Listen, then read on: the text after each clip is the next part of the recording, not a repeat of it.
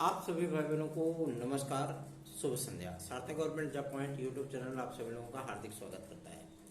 Channel पर नए हैं तो चैनल को सब्सक्राइब करके वीडियो को लाइक कर दीजिए, शेयर कर दीजिए, बेल आइकन दबा करके रख लीजिए ताकि आपको नोटिफिकेशन मिल जाए और आप उसे शेयर कर पाए।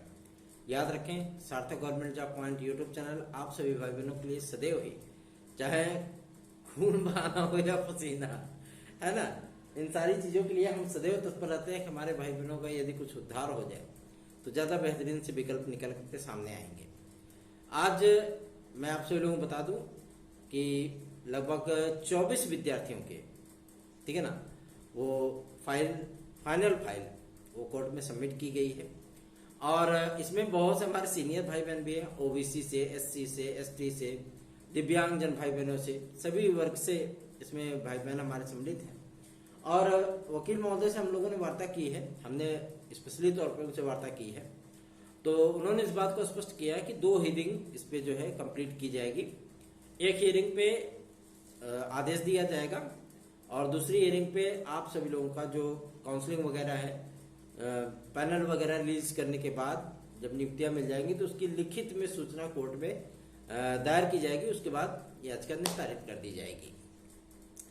और मैं आप सभी लोगों को बता दूं, ये अथक परिश्रम और प्रयासों का ही नतीजा है कि आप सभी लोग मुहाने पे आकर के खड़े हो गए हैं, ठीक है ना। सिर्फ 2 दरवाजे शेष है, उन 2 दरवाजों को लांघना है और आपका जो सफलतम भविष्य है वो आपके सामने होगा। जो विद्यार्थी, जो भाई बहन हमारे साथ जुड़ना चाहते हैं, अभी भी उनके पास अवसर है, वो चाहें तो हमारे साथ हमारी याचिका से जुड़ सकते हैं। 97 इस व्हाट्सएप नंबर पे आप संपर्क करिए और हमारे साथ जुड़ जाइए। चलिए खबरों की शुरुआत कर लेते हैं। फटाफट आप सभी लोगों को सारी अपडेट देंगे। चैनल पर नए हैं, चैनल को सब्सक्राइब, वीडियो को लाइक शेयर जरूर कर दिया करें और अधिकाधिक संख्या में वीडियोस को शेयर करेंगे तो मजा कुछ और आता है, ठीक है। बीएड इन पीआरटी को लेकर के कल की तारीख में, परसों की तारीख में आप सभी लोगों को सर्वोच्च न्यायालय में फाइनल हियरिंग देखने के लिए मिल सकती है। ये बातें सामने आ रही हैं कि कल जस्टिस महोदय वो छुट्टी से अपने वापस आ जाएंगे, तो कल की तारीख में तो बहुत सारे केसेस होंगे उनके, लेकिन परसों की तारीख में इस केस पे फाइनल हियरिंग हो सकती है, ठीक है ना। इस बाबत सूचना प्राप्त हुई है। विद्यार्थियों की प्रतीक्षाएं वो समाप्त हो सकती हैं क्योंकि केंद्र सरकार भी चाहती है कि आप लोगों का कुछ बेहतरीन सा विकल्प निकाल लिया जाए ताकि इलेक्शन में थोड़ा सा राहत हो जाए, ठीक है ना। और कोशिश हम सभी लोगों की यही है कि आप लोगों को पीआरटी में वैलिड कराया जाए और बहुत से विद्यार्थियों की जो मानसिक दशा है उसको सुधारा जा सके। अगली जो अपडेट है वो आप सभी लोगों की लोक सेवा आयोग से है।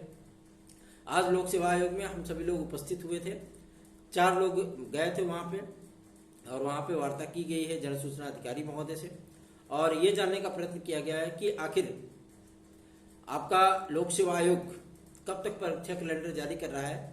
तो उन्होंने इस बात की जानकारी दी है कि कल की तारीख में होने वाली मीटिंग में परीक्षा कैलेंडर को अंतिम प्रारूप प्रदान कर दिया जाएगा और कुछ परीक्षाओं को लेकर के जो है थोड़ी सी गहमागहमी है, जैसे आरओ प्रारंभिक परीक्षा और पीसीओ 2024, इसको पहले कराया जाए, उसको पहले कराया जाए, इसी चीज पे मामला अटका हुआ है। इस पे निर्णय अध्यक्ष महोदय स्वयं लेंगे, ठीक है ना। और ये सारी चीजें फाइनल होने के बाद आप सभी लोगों का परीक्षा कैलेंडर उन्होंने स्पष्ट कर दिया है कि हम 2 से 3 दिन के भीतर परीक्षा कैलेंडर को जारी कर देंगे। मतलब इसी महीने, इसी हफ्ते आप लोगों का परीक्षा कैलेंडर जारी हो जाएगा, महीने नहीं, इसी हफ्ते, ठीक है। और उनसे ये भी जानकारी प्राप्त की गई है कि आपके एलटी ग्रेड जीएससी प्रवक्ता का विज्ञापन भी, सारी चीजें क्लियर हो जाएंगी। आप लोगों को परीक्षा कैलेंडर में इन परीक्षाओं का भी समायोजन होता हुआ दिखेगा, ठीक है। तो इसमें परेशान होने की आवश्यकता नहीं है, बस थोड़े दिनों की ही तो बात है ना। गाड़ी बुला रही है, सीटी बजा रही है, ये गाना पहले आता था, बहुत पहले, जब बजाज का स्कूटर आता था, है ना। हम लोग उस समय कक्षा 3 में पढ़ते थे, है ना। और जब ये आता था तो ये प्रचार उसके साथ में आता था, गाड़ी बुला रही है, सीटी बजा रही है, चलना ही जिंदगी है। तो यही चीजें कभी कभी बचपन की यादें भी आती हैं तो लगता है कि हाँ, वास्तविकता में वो भी क्या समय थे, है ना। और अपना ही जीवन था, अपनी खुशियां थी, छोटी मोटी खुशियां भी बहुत बड़ी लगती थी, लेकिन समय के साथ साथ इंसान भी बदलता गया और समय भी बदलता गया। आज स्थिति ये हो गई है कि लोग जो पहले चिड़ोपतिया, डंडोलियल, है ना, चिब्बी, है ना, और शेडियम, ये सारी चीजें खेला करते थे, सब भूल गए मोबाइल में, क्या करेंगे। तो आप सभी लोगों को मैं एक बात के लिए स्पष्टीकरण दे दूं कि आज की तारीख में शिक्षा सेवा चयन आयोग में भी काफी सारे सदस्य मौजूद थे, लगभग 8 सदस्य आए हुए थे। और सबसे बड़ी चीज ये है कि आप लोगों की जो पुरानी पेंडिंग प्रक्रियाएं हैं, ठीक है ना, वो सारी चीजें अब फाइनल होनी स्टार्ट हो गई हैं। आज सदस्यों ने आपके जो फार्मों की स्कैनिंग हुई है टीजीटी पीजीटी 2022 की, ठीक है ना, उनके बाकायदा उन्होंने निरीक्षण किया है कि कितने विद्यार्थी हैं, कितने विद्यार्थी रिजेक्ट लिस्ट में गए हैं, सारी चीजों को क्लियरेंस किया गया है। सर्वाधिक आपके आवेदन सामाजिक विज्ञान विषय में ही है, 2,25,000 आवेदन मायने रखता है, ठीक है ना, 2,25,000 का आवेदन। अब जाहिर सी बात है कि इन परीक्षाओं को कराने के लिए सूचना प्राप्त हुई है कि बृहस्पतिवार तक ई टेंडरिंग की प्रक्रिया स्टार्ट कर दी जाएगी, ठीक है, कि कौन बुकलेट बनाएगा, कौन ओएमआर बनाएगा, कौन परीक्षा कराएगा, कौन बुकलेट जांचेगा, ठीक है ना, ओएमआर शीट की चेकिंग कौन करेगा, कौन मेरिट बनाएगा, ये सारी चीजें आपकी स्पष्ट हो जाएंगी। अभी तक विद्यार्थियों को ये चीजें लगती थी कि टीजीटी में भी 2 चरण होंगे, प्री और मेंस। ऐसी परिस्थितियां फिलहाल अभी शिक्षा सेवा चयन आयोग में नहीं है। आज हम लोगों ने सदस्यों से मुलाकात की थी तो उन्होंने स्पष्ट किया है कि पुरानी प्रक्रिया के आधार पे ही आप लोगों की भर्ती प्रक्रियाओं को कंटिन्यू किया जाएगा। हाँ, प्रवक्ता स्तर पे थोड़ी सी तब्दीलियां हुई हैं। प्रवक्ता स्तर पे आप लोगों को प्री और मेंस देखने के लिए मिलेगा, टीजीटी लेवल पे ये चीजें नहीं होंगी, ठीक है। जब टीजीटी लेवल पे नहीं होगी तो जाहिर सी बात है आपके एलटी लेवल पे नहीं होगी, जिसमें ज्यादा कुछ माथापच्ची करने की आवश्यकता है नहीं। और जब हमने सदस्य महोदय से पूछा कि सर टीजीटी पीजीटी 2022 का क्या पदों की संख्या बढ़ाई जा रही है, तो उन्होंने कहा वेबसाइट की लॉन्चिंग होने वाली है और वेबसाइट अभी अंडर अपडेशन है, ठीक है ना, पहले वो अपडेट हो रही है, बन रही है, पूरी तरीके से प्रॉपरली उसका मेंटेनेंस होने के बाद उस पर सारी डिटेल्स को अपलोड किया जाएगा। हम लोग जो फाइलें हैं पुरानी दुरानी जितनी भी नई है ना, उन सभी को डिजिटलाइज कर रहे हैं। दिन रात काम हो रहा है, लगातार काम हो रहा है, क्योंकि हम लोगों के पास अभी इस समय करने के लिए कुछ भी नहीं है, तो वही सारे कार्य आपने निपटा रहे हैं। जैसे ही सारी चीजों का क्लियरेंस हो जाएगा, ओटीआर की तरह ना हो कि पहले देखिए आप लोक सेवा आयोग में ओटीआर हो रहा था, विद्यार्थी अपना डॉक्यूमेंट जो है वो वेरीफाई करने के लिए अपलोड करते थे, पता लगा कि सारा स्टेज कंप्लीट हो गया, लास्ट स्टेज में बैक कर देता था, जाओ भैया फिर से भरो। तो ये वाली परिस्थितियां नहीं होनी चाहिए, है ना। तो ये सारे कार्य चल रहे हैं। टीजीटी पीजीटी 2022 के लिए हम लोगों ने जब पूछा था तो उन्होंने कहा कि ये परीक्षा आप सभी लोगों की जुलाई अगस्त में प्रस्तावित है, ठीक है ना। जुलाई में कोशिश ये की जाएगी असिस्टेंट प्रोफेसर 15 जुलाई के पहले करा ली जाए, और टीजीटी का एक चरण, मतलब जो बड़े बड़े विषय हैं उनमें से एक चरण आप सभी लोगों का जुलाई के अंतिम सप्ताह तक हो जाए, मतलब 22 से 27 अपना अंदाजा सही है, ठीक है। और जब प्रवक्ता के बारे में पूछा गया कि सर प्रवक्ता का कब तक एग्जाम हो सकता है, तो उन्होंने इस बात को स्पष्ट किया है कि प्रवक्ता आप सभी लोगों की सितंबर में जाएगी, ठीक है, इसके पहले प्रवक्ता नहीं होगा। मतलब स्पष्ट है कि टीजीटी होने के बाद लगभग 1.5 से 2 महीने आपको अतिरिक्त मिलेंगे प्रवक्ता की तैयारी करने के लिए। देखना दिलचस्प होगा कि क्या शेड्यूल बनता है, क्योंकि आज जो कार्यवाहक अध्यक्ष महोदय बनाए गए हैं शिक्षा सेवा चयन आयोग के, वो उपस्थित नहीं थे, जिसकी वजह से कुछ खास डिसीजन नहीं हो पाया। और सबसे मजे की बात तो यह है कि यहाँ पे डिसीजन लेने के बाद बार बार शासन को अनुमति पत्र प्राप्त करने के लिए पत्राचार करने की आवश्यकता नहीं पड़ेगी।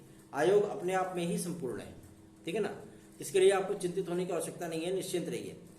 और एक अपडेट मैं आप सभी लोगों को और भी दे दूं, आपकी पुलिस प्रोन्नति बोर्ड के माध्यम से सेंटरों के निर्धारण की जो प्रक्रिया स्टार्ट की गई है, उसकी सूची कल तक संबंधित वेबसाइट पे अपडेट कर दी जाएगी, पूरा डॉक्यूमेंट उसका रिलीज कर दिया जाएगा, कहाँ कौन से सेंटर बनाने हैं।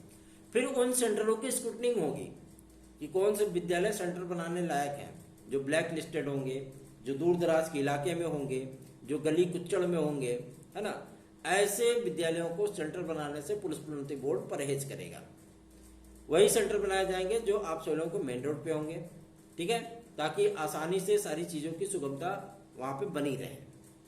तो तैयारियों में लग जाइए, थोड़ा सा वक्त जरूर मिल गया है, तो इसका ये मतलब नहीं कि सो करके उसको बिता दिया जाए, तो समय को यूटिलाइज करिए। और आप सभी लोगों का परीक्षा कैलेंडर लोक सेवा आयोग से जारी होने के बाद काफी सारी चीजें स्पष्ट होंगी।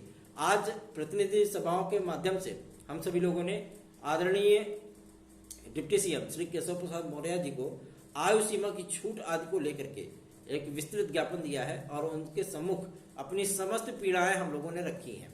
उन्होंने इस बात को स्पष्ट किया है कि आदरणीय मुख्यमंत्री महोदय से आज शाम ही इस मुद्दे पर टेलीफोनिक वार्ता की जाएगी, ठीक है, और सारी चीजें स्पष्ट की जाएंगी कि विद्यार्थियों को आखिर, क्योंकि उनको भी दिखाया गया कि काफी सारे राज्यों ने इसका एडवांटेज विद्यार्थियों को दिया है कोविड काल के चलते, और यहाँ पे वो एडवांटेज नहीं मिला है। पुलिस प्रोन्नति बोर्ड ने तो चलिए ठीक है 3 वर्ष दे दिया, खिलाड़ियों को 5 वर्ष दे दिया, तो क्या अन्य डिपार्टमेंट नहीं दे सकता है? बार बार हम लोग कोर्ट जाएं, बार बार हम लोग कोर्ट से मांगे, तभी हम लोगों को न्याय मिलेगा। आप सरकार में हैं तो आप सरकार के जो है प्रतिनिधि होकर के हम लोगों के साथ न्याय नहीं कर सकते हैं। ऐसी परिस्थितियों में उन्होंने स्पष्ट किया है कि हम इस मुद्दे पर मुख्यमंत्री महोदय से अवश्य ही वार्ता करेंगे और विद्यार्थियों को न्याय अवश्य मिलेगा, ठीक है। तो आप लोगों के एज रिलैक्सेशन का भी मुद्दा हम लोगों ने हाइप पे रखा हुआ है। थोड़ा सपोर्ट करिए लोगों को, मतलब चैनल को लोगों में शेयर करिए, क्योंकि आप सभी लोग थोड़े से निष्क्रिय हो जाते हैं तो थोड़ा मन को तकलीफ जरूर होती है। बाकी आपकी इच्छा, आपकी मर्जी। जो हमारे साथ जुड़ना चाहते हैं 9721411385 इस व्हाट्सएप नंबर पर संपर्क कर लें, फटाफट हमारे साथ जुड़ जाए। आप सभी लोगों के काफी सारी महत्वपूर्ण अपडेट्स यूं ही इस चैनल के माध्यम से आप लोगों को प्रोवाइड की जाती रहेंगी। बस कुछ दिन का ही समय है, उसके बाद तो इसको लगा डाला तो लाइव झिंगा लाला, है ना, मतलब इसको सब्सक्राइब कर डाला तो लाइव झिंगा लाला। धन्यवाद, शुभ रात्रि।